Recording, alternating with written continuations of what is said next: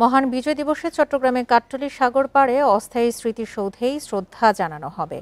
জাতির শ্রেষ্ঠ সন্তানদের স্মরণে প্রস্তুত করা হচ্ছে স্মৃতিসৌধ। ধুয়ে মুছে পরিষ্কার করার পাশাপাশি নতুন রং দেয়া হয়েছে স্মৃতিসৌধের বেদিতে। জেলা প্রশাসনের ব্যবস্থাপনায় এই স্মৃতিসৌধে ভোরে সূর্যোদয়ের সঙ্গে শুরু হবে শ্রদ্ধা জানানোর কার্যক্রম। শুরুতে প্রশাসন ও বিভিন্ন সরকারি কার্যালয়ের শ্রদ্ধা জানানোর শেষে সাধারণের জন্য এটি খুলে দেওয়া হবে। তবে এবার বিজয় দিবসে শিশু কিশোর সমাবেশ ও কুচকাওয়াজ অনুষ্ঠিত হবে না।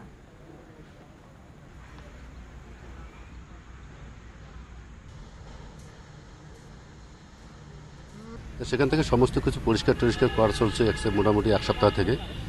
তো এখন শেষ মুহূর্তের কাজ বলতে এখন শুধু আলোকসজ্জার কাজটা বাকি আছে, আর বিভিন্ন টুকিটাকি যেগুলি কাজ এটি সন্ধ্যার পূর্বেই হয়ে যাবে ইনশাল্লাহ।